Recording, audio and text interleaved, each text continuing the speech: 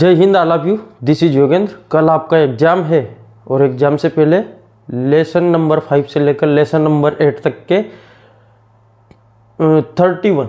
31 important question पर हम discuss करेंगे, जो बहुत ही इम्पोर्टेंट है आपके लिए। पिछले 3 साल से इम्पोर्टेंट क्वेश्चन में दे रहा हूँ पेपर लेकर के। पिछले साल के वीडियो भी अवेलेबल है, उनसे मिला सकते हैं। 100% आउटपुट रहा है। तो ये 31st क्वेश्चन, यदि इनमें से कोई क्वेश्चन आपको याद नहीं है तो इनको याद जरूर कर लीजिए। तो चलते हैं सीधे चैप्टर नंबर 5, जिसका नाम है इंडिगो, जो चंपारण में गांधी जी द्वारा नील के आंदोलन से संबंधित है। Why is Rajkumar Shukla described as being resolute. Resolute का मतलब होता है दृढ़ संकल्पी। राजकुमार शुक्ला को क्यों एक दृढ़ संकल्पी व्यक्ति के रूप में वर्णित किया गया है? तो आंसर है, Rajkumar Shukla wanted Gandhi ji to accompany him to his district name Champaran. Rajkumar Shukla चाहता था कि गांधी जी उसके साथ आए उसके जिले चंपारण में, जहाँ पर जो गड़बड़ियाँ चल रही थी अंग्रेजों के द्वारा, अंग्रेज जमींदारों के द्वारा, उनको हल करने के लिए। And Gandhi ji was busy at that time and had many engagements. Gandhi ji उस समय बिजी थे और कई सारे इंगेजमेंट्स एंड कई सारे प्रोग्राम उनके आगे बने हुए थे। But Shukla never left Gandhi ji side.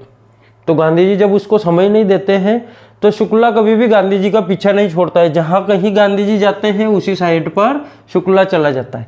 He went wherever Gandhi ji went. जहाँ जहाँ गांधी जी जाते थे वहाँ वह भी चला जाता है। Ultimately Gandhi ji spared time to go with him. स्वतः ही गांधी जी आखिर में उसके साथ जाने का समय निकालते हैं। This situation show that he was very resolute. ये परिस्थितियाँ बताती है कि राजकुमार शुक्ला जो है वो बहुत ही दृढ़ संकल्पी था। नेक्स्ट है, why do you think the servants thought Gandhi to be another peasant. तुम सर्वेंट जो थे उन्होंने गांधी जी को दूसरा किसान क्यों समझा? तो आंसर है, Shukla led to Gandhi ji to Rajendra Prasad house. Shukla जो है वह गांधी जी को राजेंद्र प्रसाद, जो हमारे प्रथम राष्ट्रपति थे, उनके घर लेकर के जाता है। Rajendra Prasad was out of town. उस समय राजेंद्र प्रसाद अपने घर से बाहर थे। But the servants new. परंतु जो नौकर थे वह जानते थे किसको? राजकुमार शुक्ला को पहले से ही, कि वह एक किसान है। और राजेंद्र प्रसाद जो थे वो वकील थे, तो अपनी समस्याओं को लेकर के वो राजेंद्र प्रसाद के पास आता रहता था। इसलिए नौकर पहले से राजकुमार शुक्ला को एक किसान के रूप में जानते थे। Shukla as a poor peasant, कि शुक्ला जो है वह गरीब किसान है। Gandhi ji was also clad in a simple dhoti. और गांधी जी की पोशाक हम जानते हैं कि वो एक सामान्य धोती पहनते थे। And was the companion of A pheasant. और एक किसान के साथ वो घर आए थे, साथी के रूप में आए थे। Hence the servant thought. इसी कारण से जो नौकर है वो समझते हैं कि Gandhi to be another peasant, कि गांधी जो है वो एक दूसरा किसान है। What did the peasants pay the British landlords as rent. किसान जो थे वह अंग्रेजी जमींदारों को रेंट के रूप में क्या देते थे? What did the British now want instead and why. और अब अंग्रेज उसके बदले में दूसरी क्या चीज़ चाहते थे? What would be the impact of synthetic Indigo on the prices of natural Indigo. क्या प्रभाव पड़ा जब कृत्रिम नील बना ली गई? जब कृत्रिम नील बना ली गई तो नेचुरल इंडिगो, जो खेत में नील उगाई जाती थी, उस नील के प्राइस पर क्या प्रभाव पड़ा? तो 3 क्वेश्चन है इसमें, तीनों आंसर देखते हैं। The peasants had to grow indigo on 50% area of their land. यानी किसी किसान के पास 100 बीघा ज़मीन है तो उसको 15 बीघा ज़मीन में शुद्ध रूप से इंडिगो उगानी होती थी और वो किराए के रूप में अंग्रेज जमींदारों को देनी होती थी। They paid their whole indigo यानी कि 15% वाली जो इंडिगो थी, harvest to the British landlords. और ब्रिटिश लैंडलॉर्ड्स को ये किराए के रूप में देनी होती थी as rent. The British wanted compensation to free them from their commitment. अब जो जमींदार थे वो किसानों को इस 15% की बाध्यता से मुक्त करना चाहते हैं और इसके बदले में क्या चाहते हैं? सीधे सीधे कॉम्पेंसेशन चाहते हैं, धन चाहते हैं, रुपए चाहते हैं। The prices of natural Indigo, और जो प्राकृतिक इंडिगो जो खेत में उगती थी उसकी गो डाउन, मूल्य घट गया था with the advent of synthetic Indigo. जब कृत्रिम नील की खोज कर ली गई तो जो प्राकृतिक नील थी उसका रेट घट गया था, इसलिए किसान जो अंग्रेज जमींदार थे वो सीधे रुपए चाहते थे, नील उगवाना नहीं चाहते थे। Why did Gandhi agree to a settlement of 25% refund to farmer. जो अंग्रेज जमींदार थे उन्होंने 25% जो धन किसानों से लिया था उसका 25% वापस करने पर वो सहमत हुए। तो गांधी जी भी इस बात पर क्यों सहमत हो गए? मान लो उन्होंने किसी से 10,000 रुपये लिए तो केवल 2,500 रुपये वापस वो किसानों को देंगे, बाकी शेष रुपये अपने पास रखेंगे। तो गांधी जी इस बात पे क्यों सहमत हो गए? तो आंसर है the British landlords agreed to make 25% refund to farmers. अंग्रेज जमींदार जो थे वह सहमत हुए 25% रिफंड करने पर किसान का। Gandhi ji agreed to the settlement. Gandhi ji भी इस समझौते से सहमत हो गए आप 25% रिफंड टू द फार्मर्स, किसानों को 25% वापस देने का। बिकॉज क्योंकि for him the amount of money was not as important. उनके लिए जो धन था वह इम्पोर्टेंट नहीं था।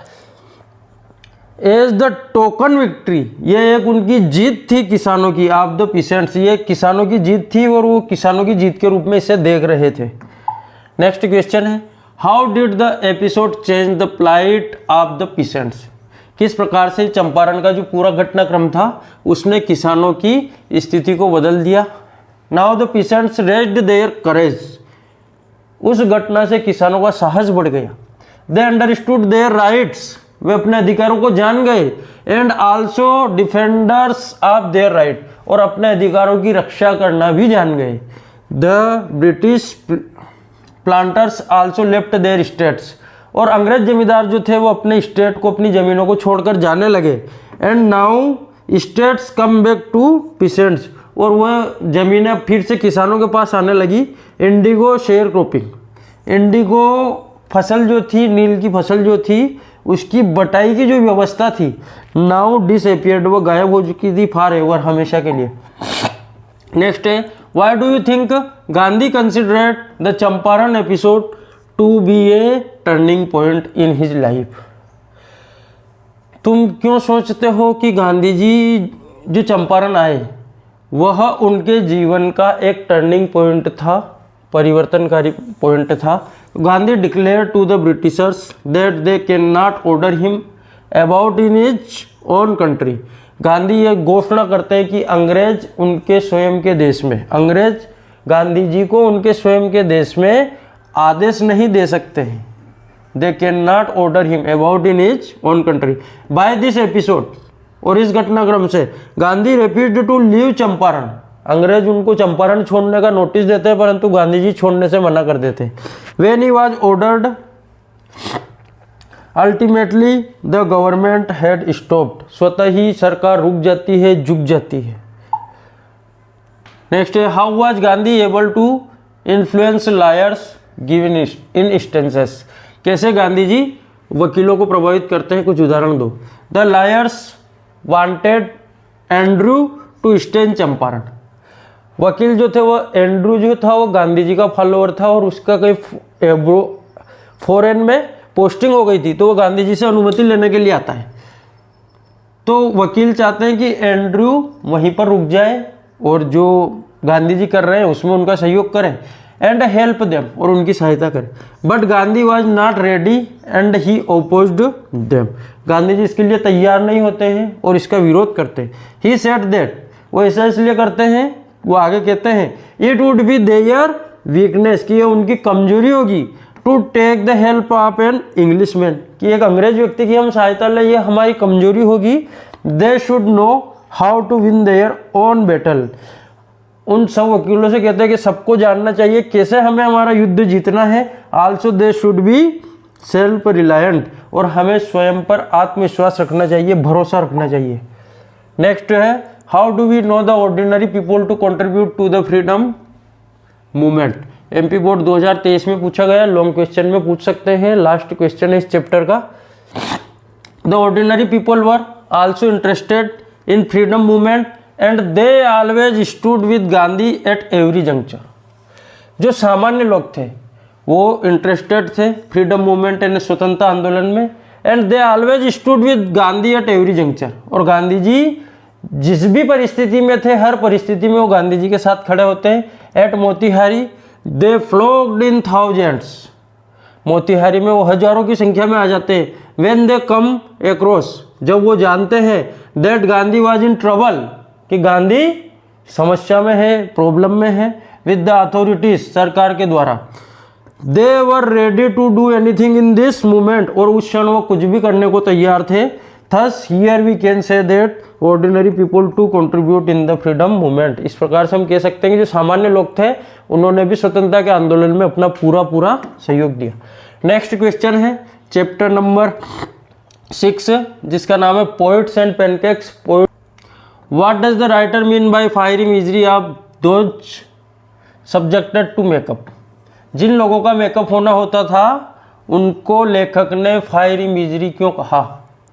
Bye the fiery misery the writer means, writer का आशय है to say that the actors had to bear, कि वहाँ पर जो नायक होते हैं या जिनका मेकअप होता है वो बियर यानी सहन करते हैं। द इंटेंस हीट, बहुत ही तीव्र गर्मी, जनरेटेड बाय इनकैंडेस्केंट लाइट्स, तेज प्रकाश वाली जो लाइट्स होती है उनसे जनरेट होने वाली तेज गर्मी को वो जिनका मेकअप होना होता है वो सहन करते हैं। एट ऑल एंगल्स, जो सभी कोनों से आती है। Around half a dozen large mirror से, और लगभग आधे दर्जन मिरर से आती है। तो उसको सहन करने के कारण लेखक ने उनको फायरी मिजरी कहा। नेक्स्ट है what work did the office boy do in the Gemini studio. Office boy जो था उसका जेमिनी स्टूडियो में काम क्या था। Why did he join the studios, उसने स्टूडियो क्यों ज्वाइन किया था। वाई वॉज ही डिसअपॉइंटेड, और वह निराश क्यों हो गया। 3 क्वेश्चन है। The people who were doing the role of crowd, film में, मूवी में जो भी लोग भीड़ का अभिनय करते थे, was the responsibility of the office boy, वह उस ऑफिस बॉय की जिम्मेदारी थी, उसका काम था उनको तैयार करना। He would mix his paint in a giant vessel, एक बड़े बर्तन में वो पेंट मिक्स करता है। And slap it on the crowd players, और सभी जो भीड़ का नाटक करने वाले लोग होते हैं उनके ऊपर उनको लगा देता है। He had joined that his talent was being wasted, और वह देखता है,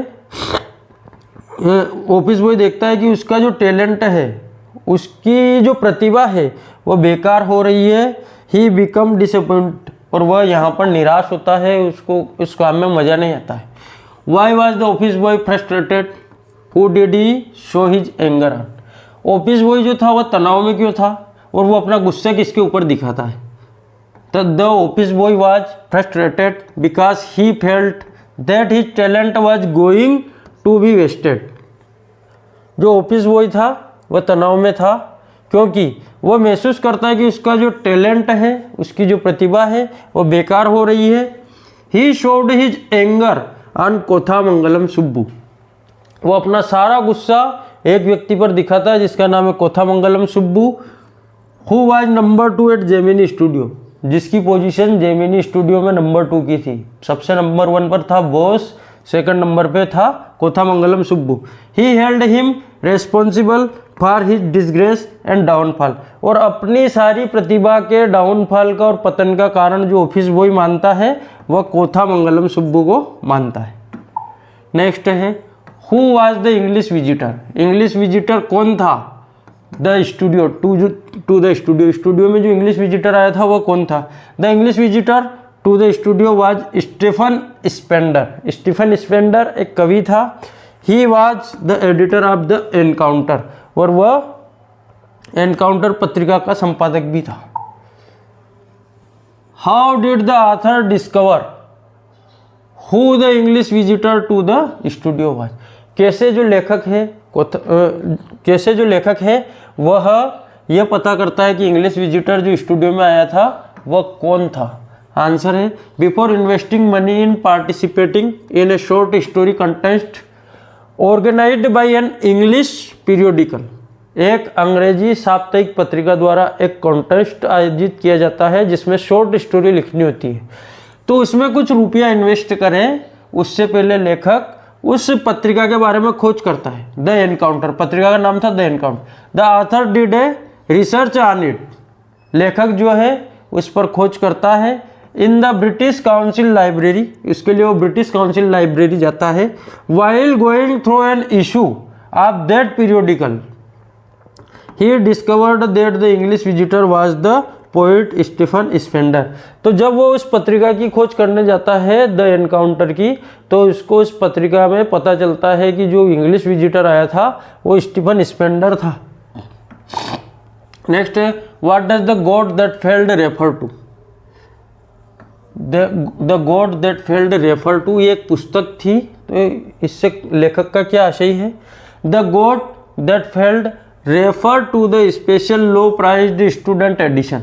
ये एक कम मूल्य का स्टूडेंट एडिशन था in connection with the 15th anniversary of the Russian revolution. Communism के द्वारा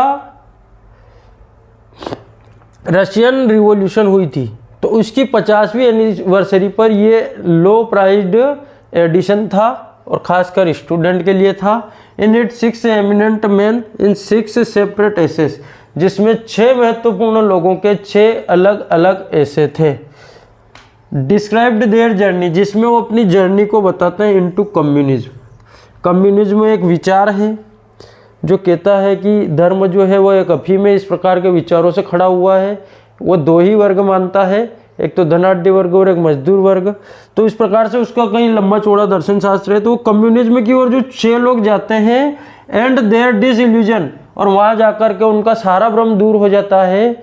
कम्युनिज्म में बहुत सारी गड़बड़ियाँ होती है, तो भ्रम दूर होने के बाद वो फिर से जहाँ से गए थे वहीं पर वापस लौट करके आ जाते हैं, वही बातें उसमें लिखी हुई होती। नेक्स्ट क्वेश्चन है why was Kothamangalam Subbu considered number 2 in Gemini Studio. Kothamangalam Subbu जो है उसकी पोजीशन नंबर 2 क्यों है जेमिनी स्टूडियो के अंदर। तो आंसर है Kothamangalam Subbu was considered a talented personality, बहुत ही प्रतिभाशाली पर्सनालिटी है Kothamangalam Subbu. And he was succeeded in securing the place closest to boss, और उसने अपना स्थान बोस के बिल्कुल निकटतम बना रखा है बाय मीन्स ऑफ फ्लैटरिंग, चापलूसी के द्वारा। He was also a very cheerful person, बहुत ही खुश मिजाज व्यक्ति है। एंड लॉयल, ये भी सबसे बड़ी बात है, वह अपने बॉस के प्रति लॉयल है, वफादार है। To the boss he offered solution, और वह हर बार कोई ना कोई सॉल्यूशन देता है। When ever the boss was in a fix, जब कभी बॉस उसका मालिक किसी दुविधा में होता है तो उस सबसे अच्छा सॉल्यूशन वही देता है। Subbu is described as a many sided genius, कई एंगल से उसको जीनियस दिखाया है। List 4 of his special abilities, उसकी 4 महत्वपूर्ण विशेषताएं बताइए। His 4 special abilities are as follows. Number 1, Subbu was extremely loyal to his boss, वह अपने मालिक के प्रति वफादार है। He was tailor made for films, वह फिल्मों के लिए बना है। ही रोट नॉवेल्स आल्सो, वह नॉवल भी लिखता है। He had a habit of smiling even in disgrace and failure, जब कभी वह असफल भी हो जाता है, तनाव में भी होता है, फिर भी उसके अंदर एक क्वालिटी है कि वह हमेशा मुस्कुराता रहता है, हंसता रहता है। चैप्टर नंबर 7 है हमारा द इंटरव्यू, 2 भागों में चैप्टर है, सारे क्वेश्चन एक ही साथ लाया हूं मैं। तो what are the some of the positive views on interview, कुछ सकारात्मक बातें क्या है इंटरव्यू के बारे में। आंसर है some of the positive views on interviews are in its highest form an interview is a source of truth and in its practice it is an art. अपने सबसे श्रेष्ठतम रूप में, उच्चतम रूप में इंटरव्यू जो है वह सत्य खोजने का साधन है, और इसकी प्रैक्टिस करना, उस सत्य को निकालना एक कला है। It is a supremely serviceable medium of communication, और यह बातचीत करने का सबसे श्रेष्ठतम माध्यम है। नेक्स्ट है what is the belief in some primitive cultures, कुछ प्राचीन सभ्यताओं में क्या विश्वास थे। बीइंग फोटोग्राफ्ड, फोटो खींचने के बारे में कुछ प्राचीन सभ्यताओं में क्या विश्वास थे। आंसर है some primitive culture believed that, कुछ प्राचीन संस्कृतियाँ थी उनमें ये विश्वास था। Taking photograph of a person, कि किसी व्यक्ति का फोटो लेना इज नो लेस देन, कम नहीं है, stealing his or her soul out of the body, किसी व्यक्ति की आत्मा को चुराने से कम बात नहीं है, किसी व्यक्ति की आत्मा को चुराने जैसा है फोटो खींचना। नेक्स्ट है what do you understand by the expression thumb print on his wind pipe. एक एक्सप्रेशन लेखक ने प्रयोग की है, thumb print on his wind pipe, यानी कि आशय यह है, वाइंड पाइप है हमारा जो गले से, नाक से होकर के, गले से होकर के जो हवा जाती है, हम ऑक्सीजन लेते हैं, उसको कहा वाइंड पाइप, और थंब प्रिंट अंगूठे से उसको दबा देना। तो ये किस संदर्भ में उसने प्रयोग किया है?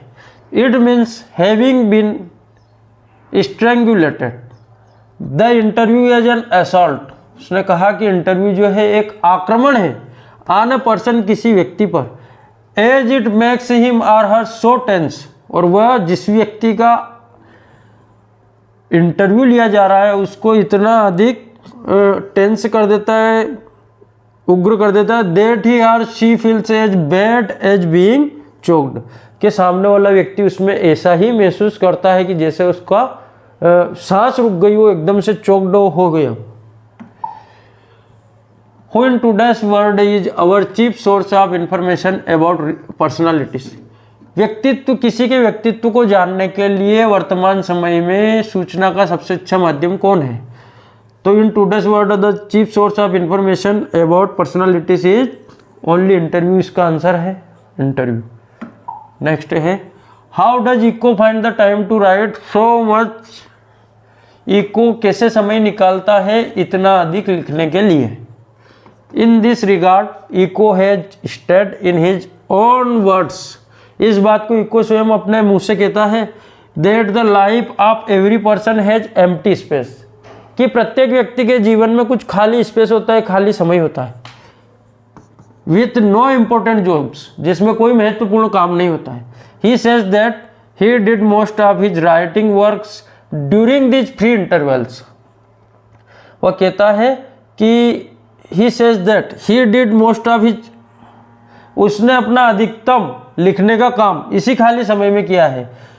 The fact is that he was writing on the same lines, और एक और बात वो कहता है आगे कि वो हमेशा जैसा वो सोचता है उसी प्रकार की चीज़ें वो लिखता है, एंड सेम इंटरेस्ट, और सेम रुचि पर लिखता है, उसके लिखने में है शांति है, नॉन वायलेंस है, अहिंसा है। He saved his time and he could write a lot in a short period of time.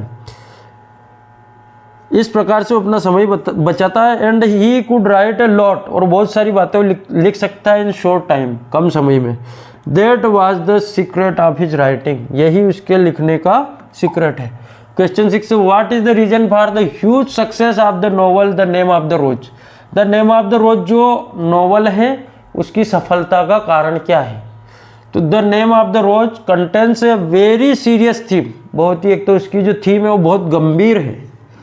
It is a detective story, यह एक जासूस की कहानी है। एट वन लेवल, जब हम इसको पढ़ते हैं तो हमें एक लेवल पर यह जासूस की कहानी लगती है, but it also probes into metaphysics, परंतु इसके अंदर हमको मेटाफिजिक्स भी मिलता है, तत्व ज्ञान भी मिलता है, एंड थियोलॉजी, धर्मशास्त्र भी मिलता है, एंड हिस्ट्री और इतिहास भी मिलता है। However the reason for the success of the book remains a mystery for us, परंतु इस किताब की जो सफलता का जो कारण है वो आज तक सबके लिए रहस्य बना हुआ है।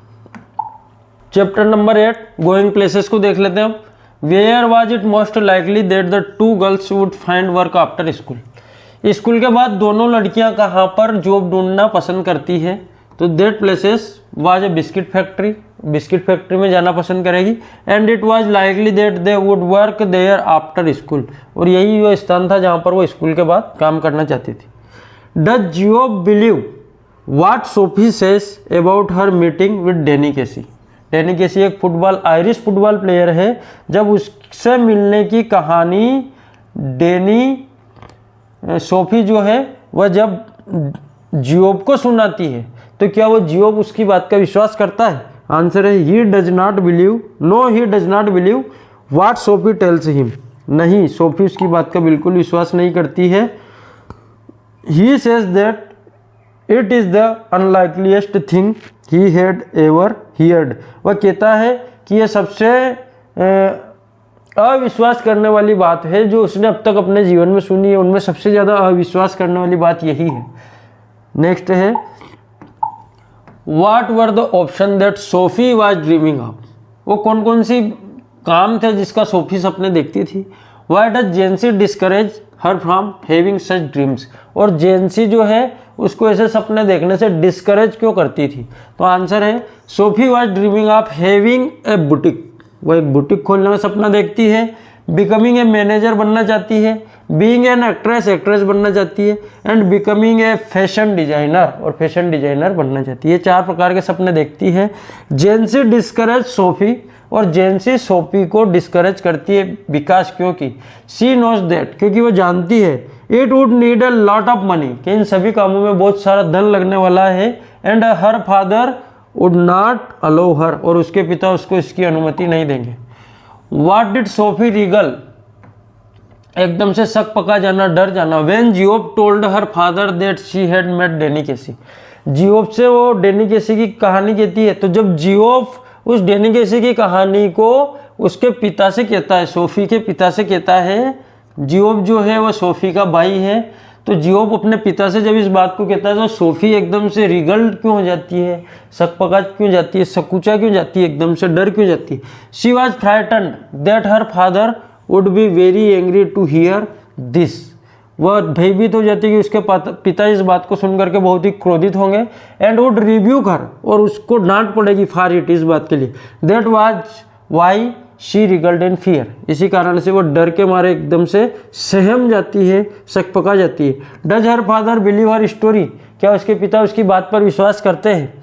तो no, Sophie's father does not believe her story at all, नहीं, सोफी के पिता उसकी बात पर विश्वास नहीं करते। नेक्स्ट है, which country did Danny Casey play for, किस कंट्री से डैनी केसी जो है वह संबंध रखता है। Danny Casey played for Ireland, Ireland से संबंध रखता है। Did Sophie really meet Danny Casey, क्या डैनी केसी से वास्तव में सोफी मिली थी। तो no, Sophie did not really meet Danny Casey, नहीं, वो वास्तव में उससे नहीं मिली थी।